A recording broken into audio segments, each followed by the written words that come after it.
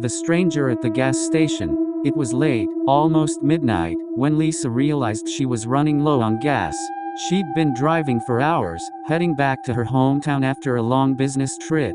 The highway stretched on endlessly, surrounded by nothing but dark fields and the occasional silhouette of trees. Finally, a dimly lit gas station appeared on the horizon, a lone oasis in the darkness. Relieved, Lisa pulled in.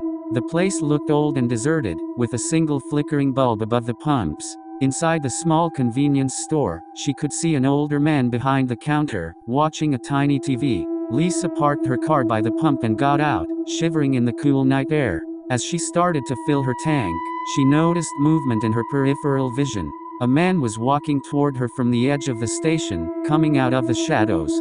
He looked rough, unshaven, wearing a dirty jacket, and limping slightly. His face was partially hidden under the brim of a baseball cap. "Hey," he called out, his voice low but audible over the hum of the pump. Lisa tensed. Hi. You got a minute?" he asked, stopping a few feet away. Lisa shook her head. "Sorry, I'm in a rush." He didn't move. Instead, he looked at her car, then back at her. "Your back tire's low." Lisa frowned and glanced at the tire. It did look a little deflated. She cursed under her breath, knowing it would add more time to her already long drive.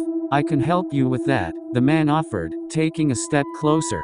Lisa's instincts screamed at her. "No, that's okay. I'll manage," she said quickly. The man stared at her for a moment, then shrugged. "Suit yourself," he muttered, turning and walking toward the convenience store. Lisa watched him go, her unease growing as he disappeared inside.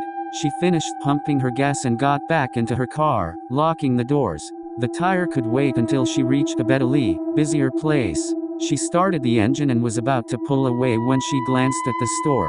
The man was standing just inside the glass door, talking to the older cashier. Both of them were looking directly at her. Her stomach twisted. She pulled out of the station quickly, keeping an eye on her mirrors. As the gas station faded into the distance, she tried to shake off the feeling of being watched. About 20 minutes later, Lisa noticed something strange. Her car was handling differently, and there was a faint thumping sound.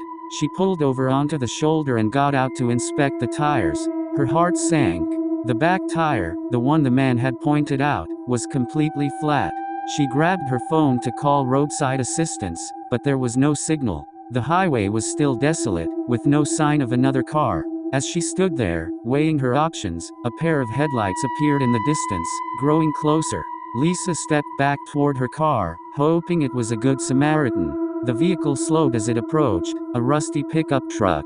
Her stomach dropped. It was the man from the gas station. He rolled down the window and leaned out, smiling faintly. "Told you your tire was low," he said. Lisa forced a polite smile, trying to mask her fear. "I'm fine, thanks. I've got help on the way." The man chuckled. "No signal out here. You sure about that?" Lisa didn't respond, gripping her phone tightly. "Well," he said, opening his door and stepping out, "I guess I'll help you anyway." Lisa backed toward her car, her heart racing.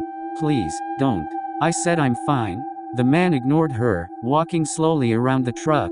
"It's dangerous for a woman to be out here alone," he said, his tone shifting. Suddenly, another set of headlights appeared behind them, bright and blinding.